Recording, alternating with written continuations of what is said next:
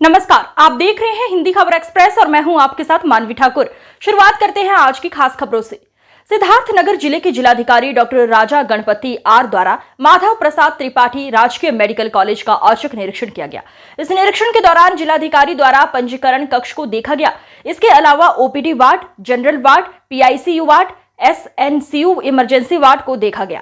वहीं जिलाधिकारी doctor Raja Ganpati are के निरीक्षण के दौरान जनरल वार्ड में आउटसोर्सिंग में तैनात पुरुष स्टाफ नर्स द्वारा मरीज से ऊंची आवाज में बात करने पर जिलाधिकारी द्वारा कड़ी नाराजगी व्यक्त करते हुए आगे से किसी भी मरीज तीमारदार से ऊंची आवाज में बात न करने की हिदायत दी। लापरवाह कर्मियों पर सुधार नहीं होने पर 15 दिनों के अंदर सेवा से निकालने का निर्देश दिया। वहीं जिलाधिकारी ने समस्त डॉक्टरों को निर्देश दिया कि आने वाले मरीजों तीमारदारों से अच्छा व्यवहार करें, अनावश्यक परेशान न करें। वहीं इस निरीक्षण को लेकर जिलाधिकारी राजा गणपति आर ने बताया कि मेडिकल कॉलेज में निरीक्षण के दौरान साफ सफाई में कमियां पाई गई हैं। इसके अलावा 300 बेड के हॉस्पिटल में उपकरण खरीदारी में जो विलंब हो रहा है उसको लेकर जिम्मेदारों से स्पष्ट पत्रावली लेकर मिलने को कहा गया है। इसके अलावा आगे भी निरीक्षण जारी रहेगा। मेडिकल कॉलेज में जो निरीक्षण किया गया है उसमें साफ सफाई को कमी मिला है और साथ ही साथ इनका जो हैंड ओवर का 300 बेडर का हॉस्पिटल हैंड ओवर होने के बाद भी जो उपकरण का खरीदारी में विलम्ब हो रही है, इसके संबंध में भी मतलब इन लोगों से स्पष्ट पत्रावली के साथ मिलने के लिए निर्देशित किया गया है। साथ ही साथ प्रत्येक वार्ड और सभी ओपीडी हमारे माध्यम से निरीक्षण किया गया है। निरीक्षण में मतलब वार्ड का जो सफाई वगैरह मतलब संतोषजनक पाया गया और इसके बाद भी निरीक्षण करते रहूँगा। सरकार के लाख प्रयासों के बाद भी कौशाम्बी जिले में महिला अपराध रुकने का नाम नहीं ले रहा है।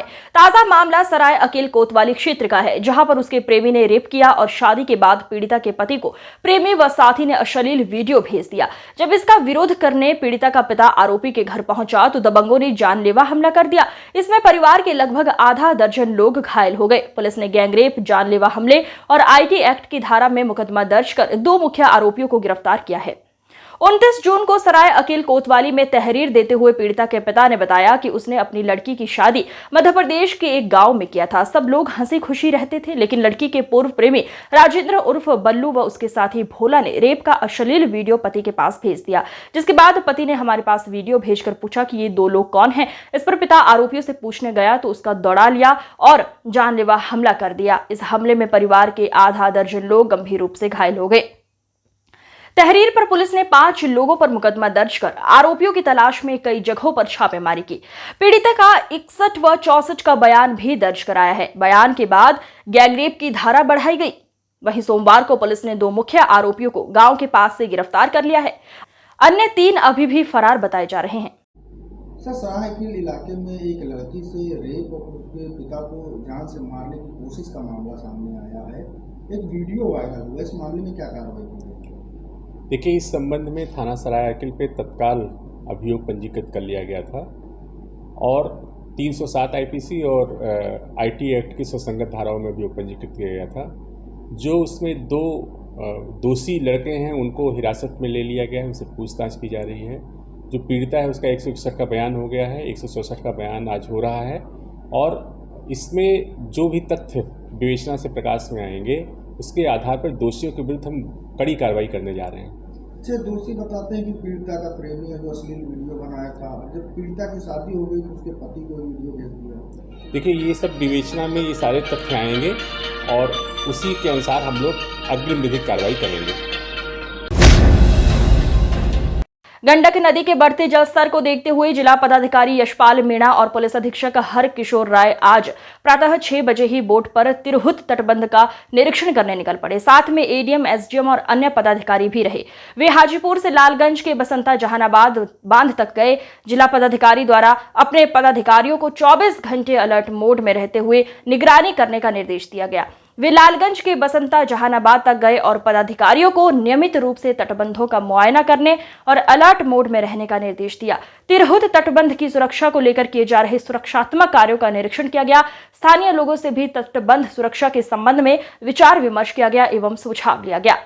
लालगंज के अंचल अधिकारी प्रखंड विकास पदाधिकारी को नियमित रूप से बांधों का मुआयना करने तथा रिपोर्ट देने का निर्देश दिया गया। वे क्लब घाट, बालादास घाट होते हुए रामबाग घाट तक गए। कटाव वाले जगह पर अलर्ट रहने का निर्देश दिया गया। तटबंध की सुरक्षा में आपदा मित्रों को डेप्यूट करने का निर्देश दिया गया। विदित हो कि 2 जुलाई को भी जिला पदाधिकारी द्वारा बसंता जहानाबाद बांध का निरीक्षण किया गया था।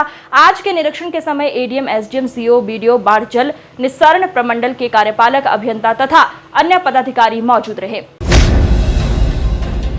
अपर पुलिस महानिदेशक बरेली जोन, बरेली उप महानिरीक्षक परिक्षेत्र मुरादाबाद के आदेश के क्रम में एवं पुलिस अधीक्षक रामपुर द्वारा अपराध एवं अपराधियों के विरुद्ध चलाए जा रहे अभियान के क्रम में अपर पुलिस अधीक्षक रामपुर के कुशल निर्देशन में तथा क्षेत्राधिकारी टांडा के नेतृत्व में दिनांक 29/6/2024 को थाना अजीम नगर पर पंजीकृत मुकदमा संख्या 166/2024 धारा 380/457 भादवी में चोरी के अभियोग में विवेचना के क्रम में थाना अजीम नगर रामपुर पुलिस द्वारा वांछित 4 शातिर अभियुक्त आशिफ पुत्र नूर अहमद निवासी ग्राम दौकपुरी टांडा थाना अजीम नगर जिला Rampur, history sheeter number 57A Shahid Noor पुत्र रमजानी निवासी ग्राम सेमरा लाडपुर थाना स्वार जनपद रामपुर, असरा पुत्र शाहिद नूर निवासी गांव सेमरा लाडपुर थाना स्वार जिला रामपुर, इंतजार पुत्र समसुद्दीन निवासी ग्राम गगनपुरा थाना स्वार जिला रामपुर को चोरी हुआ सामान जेवरात नकदी के साथ ग्राम खंडिया से ग्राम मेहंदी नगर शुमाली जाने वाले तिराहे से गिरफ्तार किया गया।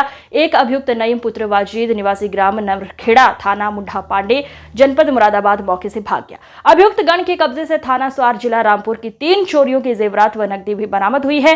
थाना टांडा क्षेत्र में हुई एक चोरी से संबंधित नकदी भी बरामद हुई है। गिरफ्तार के दौरान आशिफ उपरोक्त को 1 अदद चाकू, शाहिद नूर उपरोक्त को 1 अदद तमंचा, 315 बोर मय, 2 अदद जिदा कार के साथ असरफ उपरोक्त को 1 अदद चाकू व इंतजार उपरोक्त को 1 अदद तमंचा, 12 बोर मय, 2 अदद जिंदा कार, 12 बोर के साथ मय, 1 अदद मोटरसाइकिल, 1 अदद डिलक्स मोटरसाइकिल के साथ गिरफ्तार कर आवश्यक विधिक कार्यवाही की गई। पूछताछ के दौरान अभियुक्तों द्वारा बताया गया, साहब हम चोरी की योजना एक दिन पूर्व रैकी कर बना लेते हैं और अपने मोबाइल फोन अपने घर छोड़ जाते हैं और जहां हमें चोरी करनी होती है उससे करीब 2 किलोमीटर पहले अपनी मोटरसाइकिल खड़ी कर देते हैं और अशरफ व शाहिद कुमल लगाने का काम करते हैं। हम 3 लोग कुछ दूर खड़े हो जाते हैं। जैसे ही कोई आता है या आहट होती है हम लोग ढेला फेंक कर मारते हैं, जिससे हम लोग समझ जाते हैं कि कोई आ रहा है तथा मौके से हट जाते हैं।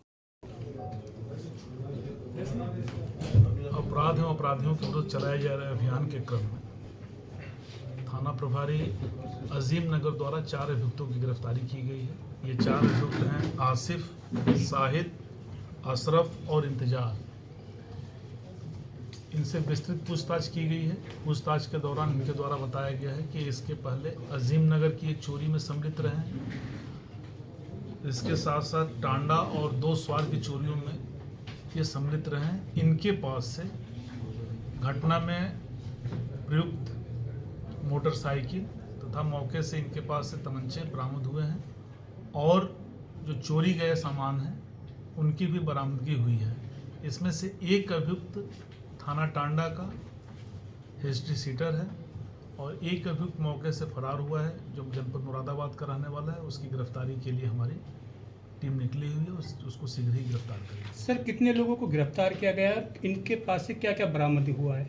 देखिए, 4 व्यक्तियों को गिरफ्तार किया गया है। इनके पास से जो चोरी गया था वो माल बरामद हुआ है, जिसमें जेवरात भी हैं, नकदी भी है। लगभग कितने रुपए का हुआ सब सामान? ये सामान जो प्रयोग हुआ था ये लाखों का सामान था जिनके घर से चोरी हुई थी, उनको भी बताया गया है और उसकी बरामदगी सुनिश्चित की गई। सर, जिले में अलग अलग स्थानों में जो चोरी वारदात की, यही गिरोह है या इसके अलावा इनका साथी और भी हैं? इनके साथ में और हैं। इनके साथ विस्तृत पूछताछ से जानकारी मिली है और इनके अन्य साथियों की भी तलाश की जा रही है। लगभग कितने समय से कार्य कर रहे थे ये चोरी? ये एक अभियुक्त जो हिस्ट्री सीटर है तो उसका बहुत पुराना आपराधिक इतिहास है और उसके विरुद्ध गैंगस्टर के अंतर्गत भी अभियोग पंजीकृत हुआ। वो करीब 20 साल पहले से उसके खिलाफ अभियोग पंजीकृत हुआ था और उसके अन्य अपराधी जो लोग हैं इनके आपराधिक इतिहास की तलाश की जा रही है। सर, ये पेशेवर कौन लोग हैं?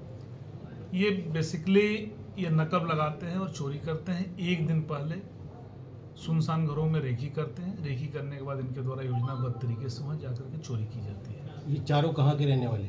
ये चारों जनपद रामपुर के ही रहने वाले हैं, विभिन्न थाना क्षेत्रों में। पुलिस टीम को इनाम की घोषणा? जी, चूँकि पुलिस टीम ने एक अच्छा कार्य किया है। इस वजह से मेरे द्वारा जो है 15,000 रुपये नगद पुरस्कार की घोषणा की है। Thank you sir. Ayodhya Dham के हनुमानगढ़ी के पास राघव माधव लैंड डेवलपमेंट के कार्यालय पर प्रेस कॉन्फ्रेंस आयोजित की गई। इस प्रेस कॉन्फ्रेंस का मुख्य उद्देश्य राघव माधव लैंड डेवलपमेंट के प्रबंधक और प्रसिद्ध उद्योगपति राधाकांत बगड़िया ने बताया कि अयोध्या में समाज सेवा करने के उद्देश्य से हमारा एक एनजीओ है जिसका नाम राम राज्य स्थापना नारायणी समाज सेवा राम मूरत फाउंडेशन ट्रस्ट है, जिसका मैं राष्ट्रीय संगठन मंत्री हूँ। ये ट्रस्ट गरीबों, असहाय, अनाथालय, वृद्धा आश्रम, गौशाला, अन्य क्षेत्र चालू करने का संकल्प लिया है जो निस्वार्थ भाव से समाज की सेवा करेगा। हमारे इस ट्रस्ट से जो भी जुड़ना चाहे वो जुड़कर समाज की सेवा कर सकेंगे और पुण्य के भागीदार बने। वहीं उन्होंने बताया कि ये जो हमारा राम राज्य स्थापना नारायणी समाज सेवा राम मूरत फाउंडेशन ट्रस्ट जल्द ही अपनी सेवा चालू करेगा। आज उसी उपलक्ष्य में एक प्रेस कॉन्फ्रेंस रखी गई तथा आम लोगों से निवेदन किया गया जो भी लोग हमसे जुड़ना चाहते हैं वो जुड़ सकते हैं। इस प्रेस वार्ता से हमारे ट्रस्ट के पदाधिकारी प्रियंका शर्मा, हिमांशी त्रिपाठी मौजूद रही। Radhakant Bagaria, Raghav Madhav land developers and Prachi resin private limited की ओर से हमने एक राम मूरत फाउंडेशन ट्रस्ट की संस्था बनाई है। इसमें हम वृद्धाश्रम, महिला कल्याण, अनाथ आश्रम, गौशाला, निराश्रित गृह प्लस जो लोग भोजन की व्यवस्था, ऐसी बहुत सी योजनाएं हैं इसमें कार्य कर रहे हैं।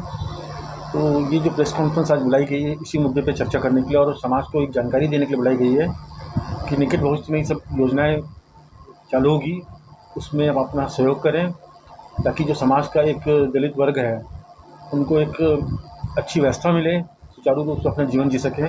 आने वाला समय बारिश का है और जो वृद्ध महिलाएं, माताएं हैं, हम चाहते हैं उनको एक आश्रय मिले। इसी उद्देश्य से लेके कुछ कल्पना है मन में, उसको पूर्ण करने के लिए ये कॉन्फ्रेंस बुलाई गई है। प्रोजेक्ट चल रहा है, अब हम अयोध्या में इसकी प्लानिंग कर रहे हैं। संस्था हमारी काफ़ी पुरानी है, काफ़ी मेंबर हैं इसमें, जैन समाज से, मारवाड़ी समाज से, ब्राह्मण समाज से, सभी समाज के लोग इसमें सम्मिलित हैं। हमारा मेन उद्देश्य है जो माताएं भटक रही हैं, जिनका कोई आश्रय नहीं है, जिनको किसी के बच्चे ने घर से छोड़ दिया है, जो लावारिस हैं, उनको एक आश्रय दिया जाए ताकि घर के माहौल में, पारिवारिक माहौल में अपना जो बचा खुचा जीवन है शांतिपूर्वक निर्वाह कर सकें। उनकी दवाई की व्यवस्था, उनके मनोरंजन की व्यवस्था, कपड़ों की व्यवस्था, भोजन की व्यवस्था, ये सब हमारे द्वारा की जाएगी संस्था के द्वारा। संस्था में हमारे कई सदस्य हैं जो अपने अपने जगह अपना अपना सहयोग दे रहे हैं। कब काम चालू है इसमें बस कुछ प्लान व्यवस्थाओं में लगे हैं। जैसी व्यवस्थाएं पूरी हो पूरा काम सुचारू रूप से चालू जाए। प्रशासन से कुछ सहयोग की कामना करते हैं, समाज के वरिष्ठ लोगों से, व्यवसायी वर्ग से, जो लोग इस संस्था में सहयोग करना चाहते हैं तो हमसे संपर्क करें। संस्था में जुड़ना चाहते हैं संपर्क करें। जिनकी मनोकामना को समाज कल्याण की है वो संपर्क कर सकते हैं। बोर्ड नंबर बताएं। हाँ जी, आप अपना नाम। मैं राधाकांत राजा गोपाल बगड़िया। प्रियंका शर्मा। आज की जो प्रेस कॉन्फ्रेंस रखी गई है वो हमारा जो ट्रस्ट हमने चालू किया है राम मूरत फाउंडेशन ट्रस्ट के नाम से, जो ऑलरेडी हमारा दिल्ली में वर्किंग है। तो दिल्ली में हमारा ये ट्रस्ट चल रहा है। हम इसका एक ट्रस्ट जो है यहाँ अयोध्या में चालू करने जा रहे हैं, जिसके लिए हमें काफ़ी लोगों की सहयोग की ज़रूरत पड़ेगी। इसमें हमारे पास में अगर कोई जुड़ना चाहता है हमारे साथ में इस ट्रस्ट में तो वो भी आ सकते हैं। हमें कुछ ज़रूरत पड़ेगी लोगों की। हमारा ये मोटिव जो है, जो लोग यहाँ पर जैसे माताएं जो हैं, जो बूढ़ी माताएं हैं जिनके पास रहने की कोई जगह नहीं है, उनके लिए हम ये चालू करना चाहते हैं। अनाथ बच्चे हैं उनके लिए हम ये चालू करना चाहते हैं। इसमें हम सारी व्यवस्था रख रहे हैं। तो यही गौशाला भी हम इसमें चालू करने जा रहे हैं। तो ये सारी चीज़ें हम बोर्ड में बताऊँगा। नाम प्रियंका शर्मा। ठीक है। भारत की दुग्ध उत्पादन कंपनी आनंदा डेयरी लिमिटेड ने पिलखुआ स्थित दुग्ध प्लांट के प्रांगण में आज पुरस्कार एवं सम्मान समारोह का आयोजन किया। उक्त समारोह का उद्घाटन बीजेपी सांसद मनोज तिवारी, बीजेपी सांसद अतुल गर्ग, धौलाना से विधायक धर्मेश तोमर, इनके साथ आनंदा डेयरी के चेयरमैन डॉक्टर राधेश्याम दीक्षित द्वारा किया गया। आज के समारोह में आनंदा डेयरी के उत्तर भारत में 200 डिस्ट्रीब्यूटर ने स्कीम के अनुसार 2 करोड़ रुपए से ज्यादा का वार्षिक टर्नओवर किया है। सभी 200 डिस्ट्रीब्यूटरों को 200 बुलेट रॉयल एनफील्ड मोटरसाइकिल वितरण की गई।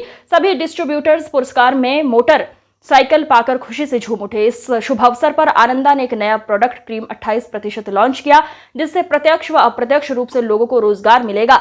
आनंदा डेयरी लिमिटेड ने आज लॉन्च हुए प्रोडक्ट्स को ऑटोमेटिक प्लांट के द्वारा बिना हाथ के छुए ही तैयार किया है। औद्योगिक क्षेत्र में दिन प्रतिदिन आनंदा डेयरी लिमिटेड नई ऊंचाइयों को छू रही है और देश के किसान और युवाओं को आत्मनिर्भर बनाने का प्रयास कर रही है। आनंदा के चेयरमैन राधेश्याम दीक्षित ने बताया कि आनंदा 10 लाख लीटर दूध किसानों से खरीदकर दूध से बने प्रोडक्ट्स को सभी पैरामीटर पर चेक कर उच्च गुणवत्ता के प्रोडक्ट तैयार करती है। आनंदा डेयरी से सीधे तौर पर 3 लाख किसान व किसान महिलाएं जुड़ी हैं, जो उत्तर प्रदेश के 6000 गांवों के किसान से दूध खरीदती हैं। आनंदा डेयरी के पिलखुआ में स्थित फैक्ट्री से कई उत्पाद विदेशों में भी जाते हैं। हापुड़ जनपद व देश का नाम रोशन हो रहा है। देखिए, आज हम आनंदा में आनंदा जिस प्रकार से लोगों को शुद्ध दूध, शुद्ध पनीर और अच्छे क्वालिटी में जो कार्य कर रहे हैं, दीक्षित जी हमारे साथ हैं जी, तो आनंदा जैसी और संस्थानों को ग्राउंड पे सारी सुविधा मिले, ये भी इन्वेस्टर समिट का एक बहुत बड़ा उद्देश्य होता है। उत्तर प्रदेश बहुत तेज़ी से इन्वेस्टर्स के लिए, नई इनिशिएटिव्स लेने वालों के लिए और नए एंटरप्रेन्योर्स के लिए, नए उद्यम शुरू करने वालों के लिए एक बहुत ही सकारात्मक हब बनता जा रहा है। और इन्वेस्टर समिट से जो चीज़ें निकली हैं, उनकी भारतीय जनता पार्टी रूल जितने स्टेट हैं उसमें हम स्पेशल 1 विंडो उनको सुविधाएं दे रहे हैं। और जहां भी कोई समस्या किसी को हो, वो कंसर्न्ड स्टेट में बात कर सकता है। हमारा उद्देश्य है कि 2047 तक विकसित भारत की कल्पना में हम जितना भी रोजगार जनरेट करने वालों को समर्थन और सहायता दे सकते हैं, उस पर हम काम कर रहे हैं। आज हम दीक्षित जी को बहुत धन्यवाद करते हैं। इन्होंने अच्छे बिजनेस करने वालों को बाइक दी है, बुलेट दी है। तो बुलेट पाना भी जीवन में एक बहुत बड़ा लक्ष्य होता है मनुष्य का, बट अच्छा काम करने वालों को भी ये सुविधाएं मिल सकती हैं। इनको बधाई देता हूं। और उत्तर प्रदेश में जिस प्रकार से उद्योग धंधे लगाने के लिए नियम कानून के तहत बिना किसी विवाद के, बिना किसी भय के जो कार्य हो रहे हैं, उसके लिए उत्तर प्रदेश सरकार की सराहना भी करना चाहते हैं।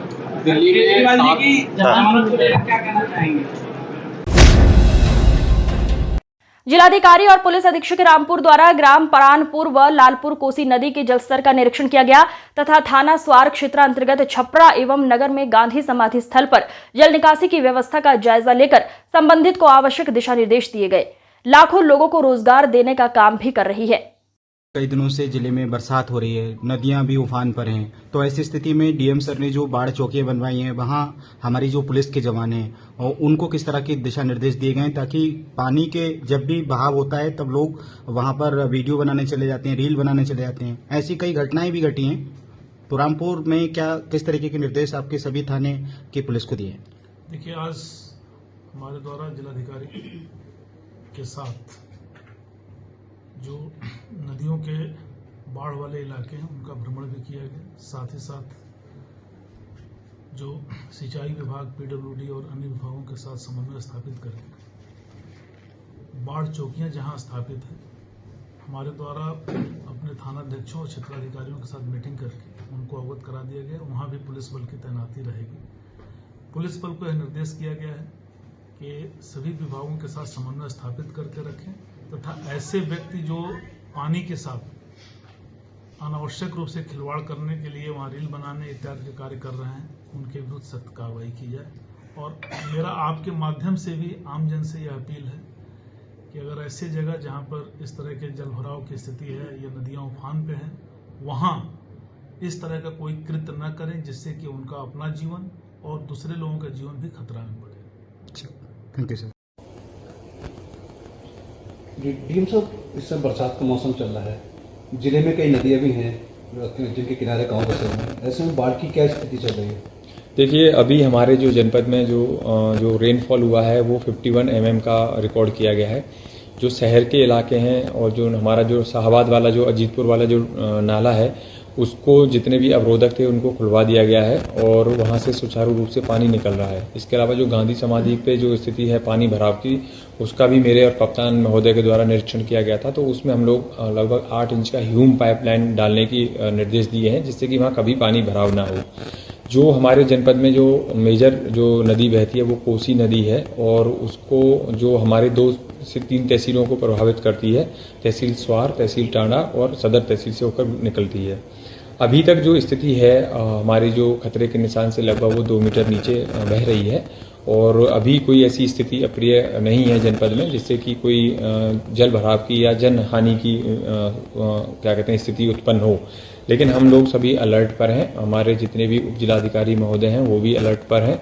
एक जगह जो खपर्रा है तहसील स्वार में, वहाँ थोड़ा सा चिंता का विषय है, लेकिन वो भी स्थिति अभी कंट्रोल में है और वहाँ पर हम लोगों ने 24 घंटे पर जो ड्यूटी लगा दी है कि रात को भी स्थिति अगर कोई अवगत मतलब बिगड़ती है तो वो हमारे एसडीएम साहब को अवगत करा सकें। जिले में कितनी बाढ़ चौकियाँ हैं? बाढ़ चौकियाँ हमारे जिले में लगभग 5 से 35 अस्थायी चौकियाँ हैं। 35 हमारे यहाँ पर वो एक्टिव हैं और क्या कहते हैं उन पर सभी पर बैनर लगा दिया गया है। हमारे जो कंट्रोल रूम है वो भी स्थापित कर दिया गया है, उसके नंबर हमारे सोशल मीडिया पर भी डिस्प्ले हो गए हैं। इसके अलावा अगर कोई अप्रिय सिचुएशन आती है तो उसके जो राहत सामग्री है उसका भी हमारे द्वारा टेंडर कर दिया गया है। अच्छा, जो नदियों के किनारे जो लोग गाँव बसे हुए हैं उन लोगों से क्या मैसेज जिला प्रशासन की तरफ से देंगे? देखिए, आपकी जानकारी के लिए मैं बता दूं, एक हमारा गांव मदारपुर है तहसील शाहबाद में, उसमें पिछली बार कटान हुआ था, लेकिन इस बार सिंचाई विभाग के द्वारा वहां पर स्टड और क्यूनेट का काम किया गया है क्योंकि शंका थी कि ये इस तरह की बाढ़ आ सकती है। तो कोसी नदी में भी हम लोगों ने लगभग 2-3 जगह पर क्यूनेट का निर्माण कराया है और वही आज हम लोगों को अभी सपोर्ट कर भी रहा है। वहाँ से ही पानी का डिस्चार्ज हो रहा है तो आबादी से दूर है। मेरा सभी गांव वासियों से जो गांव इसमें प्रभावित होते हैं उनसे यही अपील रहेगी कि प्रशासन की पूर्ण रूप से मतलब मदद करें और सहयोग करें। किसी भी स्थिति में कोई किसी भी प्रकार की अफवाह या उस स्थिति में ना आए, पैनिक ना हो। आज की खबरों में बस इतना ही। देखते रहिए हिंदी खबर एक्सप्रेस। नमस्कार।